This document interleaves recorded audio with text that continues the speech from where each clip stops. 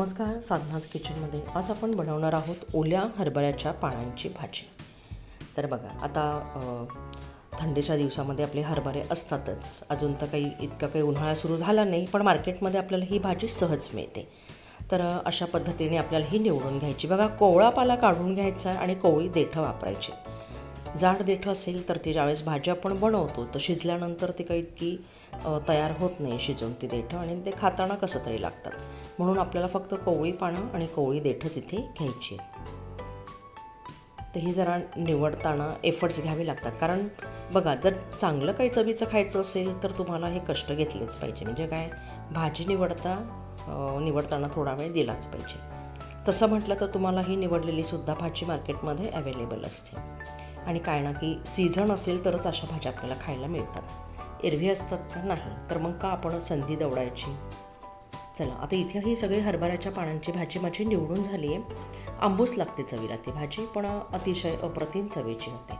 आता पालेभाज्या करायच्या म्हटलं तर आपण इथे लोखंडी तवा किंवा लोखंडी कढईचा वापर करतो। मी इथे बनवणार आहे लोखंडी तव्यामध्ये, कारण बघा, त्याच्यातून आपल्याला आयर्नही भरपूर मिळतं, नाही का। आता तवा तापल्यानंतर इथे मी तेल घालून घेते। पालेभाजी म्हटलं तर हमखास लसणाशिवाय ती होणार नाही, आणि लसूण हे अँटीबायोटिक असतं, त्याच्यामुळे इथे मी भरपूर लसणाचा वापर केलेला आहे। कारण अतिशय चवीला रुचकर अशी भाजी होते। बनवल्याशिवाय तुम्हाला निश्चितच कळणार नाही। खरंच तुम्ही ही बनवून बघा, गावाकडे ही गावरान पद्धतीने अशी भाजी बनवतात। तर आपण लसूण मी ठेचून घेतला आहे, निवडून ठेचून। साधारण 12 ते 15 पाकळ्या इथे आहेत। 2-3 लहान हिरव्या मिरच्या त्याचे तुकडे करून घेतलेले आहेत। तेलामध्ये आपण हे सर्व परतून घेऊया व्यवस्थित। तोंडाला चव नसेल किंवा समजा कणकणल्यासारखं वाटलं किंवा काय, अशा वेगळ्या पद्धतीच्या तुम्ही भाज्या हमखास करून खायला हरकत नाही, कारण सारखी डॉक्टरची मेडिसिन वगैरे काय खायची नाही का। त्यापेक्षा असं काहीतरी बनवा आणि असं काहीतरी करून खा। आता इथे बघा, मी एक लहान मध्यम आकाराचा कांदा हा उभा चिरून आपण याच्यामध्ये घालून घेतलेला आहे। तर ज्यावेळेस आपण हा ॲड करू तर जरा हाताने कुस्करून घ्यायचा, म्हणजे त्याचे ज्यावेळेस आपण फ्राय करतो तो व्यवस्थित त्याच्यामध्ये परतला जातो। जर असा ब्राउनिश आपल्याला इथे करून घ्यायचा आहे।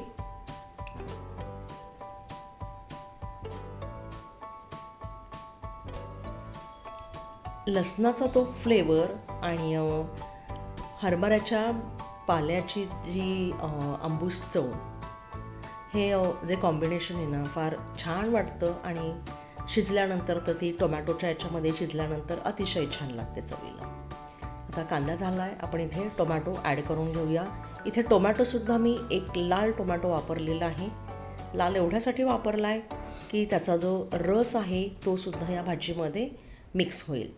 आणि आता बघू शकता, इथे आपला कांदा आणि टोमॅटो हे सुद्धा सॉफ्ट झालेलं आहे। सॉफ्ट झाल्यानंतर आपल्याला आता आपण जी भाजी निवडून घेतली होती ती आपण स्वच्छ धुवून आणि त्यातलं पाणी पूर्णपणे काढून घेणार आहे।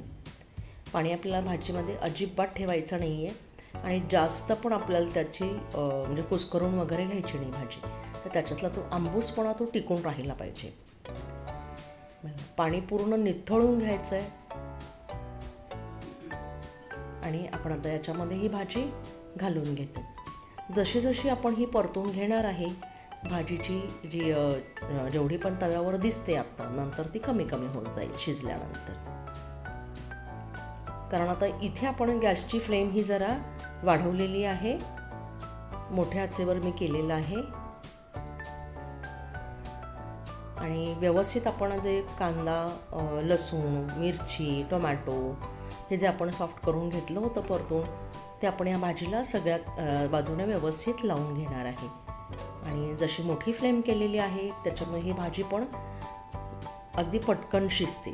तुमच्या लक्षात आलं असेल, आता बघताय तुम्ही इथे म्हटल्यावर काय, बघा, पहिली भाजी केवढी होती, आता जशी शिजत येईल तशी ती कमी कमी होईल। आणि पाल्यांमधला, त्या हरभऱ्याच्या पाल्याचा जो आंबूसपणा आहे तो, लसणाचा फ्लेवर आणि टोमॅटोचा रस, तर हे सर्व एकजीव होऊन अतिशय उत्कृष्ट चवीची ही भाजी आपली इथे तयार होती आहे। हे सगळं मिक्स करून घेतलं आहे आपण।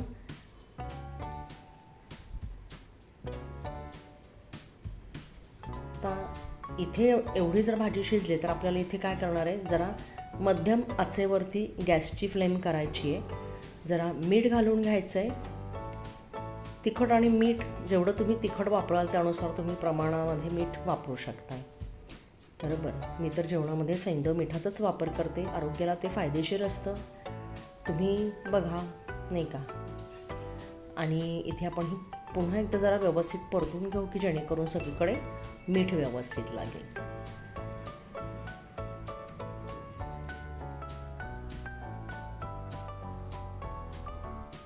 लोखंडी तव्यामध्ये आपला तवा तापल्यामुळे ही भाजी पटकन शिजतीये.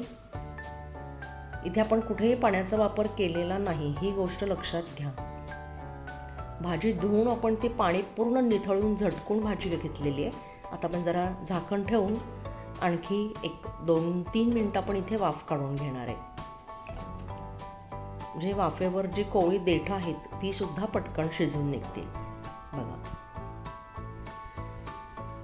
दिसतीये कोवळी देठं जी होती ती सुद्धा शिजलेली आहे. पानं तर आपली ऑलरेडी शिजून झालीच होती.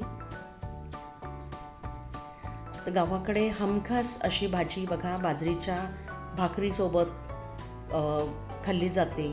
जर इथे तुम्हाला वाटलं पोळीसोबत खा, ज्वारीच्या भाकरीसोबत खा, कशीही, परंतु तोंडाला चव आणणारी, अंगातली कसकस दूर करणारी आणि भरपूर फायबरच आपल्याला याच्यामधून मिळतात. आता इथे आपण ॲड करतोय शेंगदाण्याचा कूट. प्रत्येक वेळेस भाजूनच कूट केला पाहिजे असं काही नाही, कारण वेगळी चवही वाढते, नाही का. म्हणून इथे मी कच्च्या शेंगदाण्याचा कूट करून घेतलेला आहे. त्याची चव भाजीमध्ये वेगळी येते. आणि इथे फक्त 1-2दा आपल्याला इथे जरा मिक्स करून घ्यायची आहे. जरा ते शेंगदाण्याचा कूट जो आपण घातला होता तो भाजीला सगळीकडे लागेल. अगदी थोड्या तेलामध्ये आणि झटपट अप्रतिम चवीची अशी इथे आपली ओल्या हरभऱ्याच्या पानांची भाजी इथे आपली तयार झालेली आहे.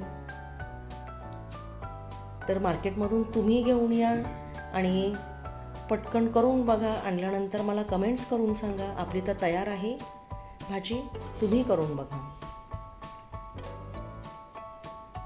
चला, लाईक करा, कमेंट्स करून मला सांगा, शेअर करा आणि सबस्क्राईब करा आपल्या लाडक्या साधनाच किचनला. धन्यवाद.